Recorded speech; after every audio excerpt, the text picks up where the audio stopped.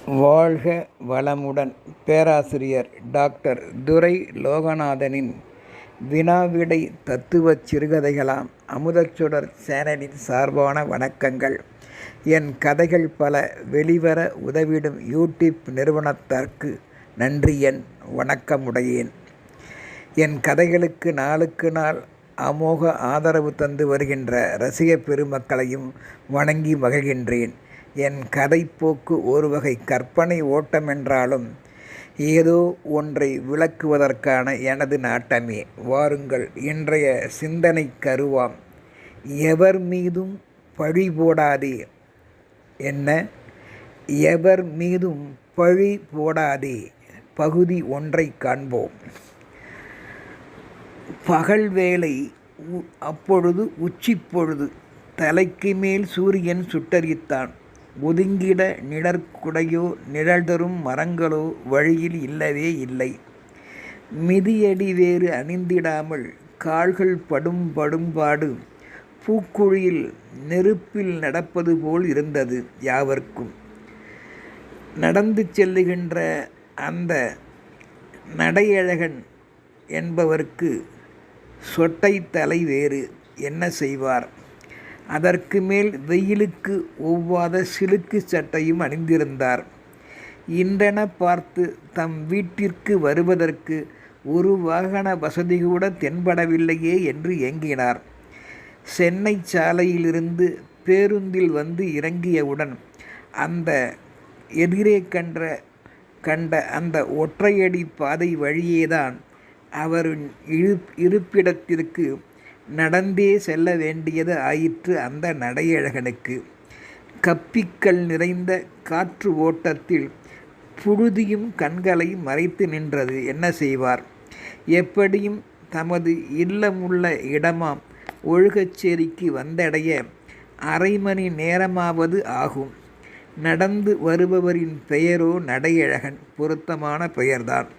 நடடா ராஜா என்று தன் பெயரையும் எண்ணி நார் வறட்சியும் தாகம் மேலிட நொந்தும் கொண்டார். நடை அழகன் என்று எப்ப என் அப்பன் பெயர் வைத்தானோ தெரியவில்லை. என் போதாத நேரம். இன்றைய தினம் பார்த்து ஒரு வாகன வசதியும் கிடைக்கவில்லை. மிதிவண்டியில் சென்றால் கௌரவ குறைச்சல் ஆகிவிடும். என் மனமும் அதற்கு ஒத்துக்கொள்ளவில்லையே என்று ஏங்கினார் நடையழகன். சாலைகளில் எப்பொழுதும் கிராம பகுதிக்குள் செல்ல ஆட்டோக்கள் கூட தயார் நிலையில் இருக்கும். ஆனால் இன்றென பார்த்து இல்லையே என்று நொந்து கொண்டார். அப்படித்தான் ஒரு விசேஷம் நிகழ்ச்சிக்கு வெளியூர்களுக்கு போய் வருவேன் என் குடும்பத்தாருடன். ஆனால் நான் மட்டும் தனித்து வெளிப்பகுதிகளுக்கு சென்று வந்தால் என் நேரம் சொல்லி வைத்தார் போல ஒரு ஆட்டோவும் இன்றென பார்த்து கிடைக்கவில்லையே என்று ஏங்கினார் நடையழகன். தப்பித்தவறி ஏதேனும் வண்டி வாகனங்கள் வருமென்று எதிர்பார்த்தால் என் தலையெழுத்துப்படி எதிர்பார்ப்பதும் நடக்காது.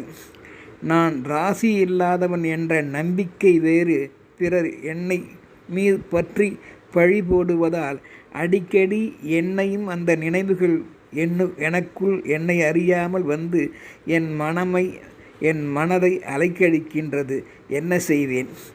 இவ்வாறு பல நேரங்களில் நடையழகன் எல்லாம் என் நேரம், என் ராசி, யாரை குற்றம் சொல்லி என்ன பயன்? பழி போடுபவர் போடட்டும். பயணத்தில் மட்டுமல்ல, பலரோடு சேர்ந்து உரையாடும் போதும் தனது ஒரு வார்த்தை வெல்லும், மறுவார்த்தை கொல்லும் என்பதையும் நன்கு அறிந்திருந்தார் நடையழகன். தான் தலையிட்டு ஒருவரை அதை செய்யாதே, இதை செய் என்று தன் மனதுக்கு ஏற்பவே ஆணையிட்டால் கூட, அடக்கினால் கூட, அவரது நிழலில் வாழ்வோர் மட்டும் அன்றைய தினம் நெருப்பில் பற்றிய தண்ணீர் போல உடன் அடங்கி விடுவர். அதாவது அவ்வாறு ஆணையிட்டால் அடக்கினால் அவரது நிழலில் வாழ்வோர் மற்றும் அன்றைய தினம் நெருப்பில் ஊற்றிய தண்ணீர் போல அடங்கிவிடுவர். மறுநாளோ புகைச்சல் மேலோங்கி முன்பை விட அது கொழுந்து விட்டு எரியும்படி ஆகிவிடும் என்பதையும் அவர் அறிந்திருந்தார். சும்மா இருந்த சங்கை ஊதி கெடுத்து விட்டோமோ, அடங்கி ஆறி வரும் புண்ணை கிளறி விட்டோமோ என்றும் நடையழகன் தனக்குத்தானே பழியும் போட்டுக்கொள்வார். தான் தலையிடும் எக்காரியமும் தனித்துச் செய்தால் கெடுவது ஏன்? சிந்திக்கலானார். நான் என் மனது அறிந்து யாருக்கும் ஒரு துரோகமும் செய்யவில்லையே, அப்படியிருக்க இப்படியெல்லாம் ஏன்? பலருக்கு முகராசி கைராசி எல்லாம் எப்படி அமைகின்றன? ஒரு முறை நடையழகன் தன் மனைவி சந்திராவுக்கு உதவி செய்திட எண்ணி அரைத்து வழித்து எடுத்த இட்லி தோசைக்குரிய மாவை தானே அவர் தன் கையில் உப்பு போட்டு நன்கு கலக்கி வைத்து சில்வர் பாத்திரத்தில் பத்திரமாக ஓர் இரவு எடுத்து வைத்தாராம். மறுநாள் இட்லிக்கு மாவு எடுத்து வேக வைத்த நிலையில் புதிய மாவு வாசனை அப்படியே இருந்ததாம். சிறு புளிப்பு ஊறல் வாசனை கூட அதில் தென்படவில்லையாம். உப்பு அளவினை கூட சரி செய்து விடலாம். புளிக்காத மாவை என்ன செய்வது? உடன் எப்படி பக்குவப்படுத்துவது? வீட்டினர் யாவருக்கும் உடன் உணவு அளிக்க முடியவில்லையே. அப்பொழுது அவர் பிள்ளைகளோ யார் கைப்பட்டது மாவில் என்றனர். அம்மாவோ எல்லாம் நம் நடையழகர் ஆடிய நடனம்தான் என்றால் சிரித்து கொண்டே. நான் என் கைப்பட அரைத்து எடுத்து உப்பிட்டு கலக்கி வைக்கிறேன், நாளைக்கு எப்படி இருக்குன்னு பாருங்க என்று பெருமிதப்பட்டு கொண்டாள் அந்த நடையழகனின் மனைவி சந்திரா. சொல்லி வைத்தார் போல மாவு நன்கு புளித்து ஒருவித தனித்த சுவையோடு மாறி யாவர்க்கும் இட்லியாக அன்று கிடைத்தது. எல்லாம் அம்மாவோட கைராசி. அம்மா கைக்கு மட்டும்தான் புளிக்குமாம் என்று அவர்கள் பேசி மகிழ்வதைக் கண்ட இந்த நடையழகர், அட கடவுளே, உனக்கும் என் மீது இரக்கம் என்பது இல்லையா? ஒரு கைக்கு புளிக்குது, மற்றொரு கைக்கு புளிக்காதா? இது என்ன உன் திருவிளையாடல்? இது என்ன உனது நோக்கம்? கைராசி இல்லாதவன் என்று பழியும் வேறு எனக்கு. ஏன் நான் மற்றவர்கள் போல் வாழ்ந்திட என்னதான் வழி? என் எதிர்பார்ப்பு எவையும் நிறைவேறாதா? எதிர்பார்த்து நோக வேண்டியதுதானா? தேர்வுக்கு செல்லும் எனது பிள்ளைகள் கூட என் கண்களில் படாமல் அம்மாவிடம் மட்டும் ஆசி வாங்கி செல்கின்றார்களே, மிகவும் வேதனையாக உள்ளது. எங்கேடா போறீங்க என்று மற்றவர்களையும் தன்னவர்களையும் இயல்பாய் நான் கேட்டால் கூட என்னை ஒருவாறு ஏறிட்டு பார்க்கின்றார்களே.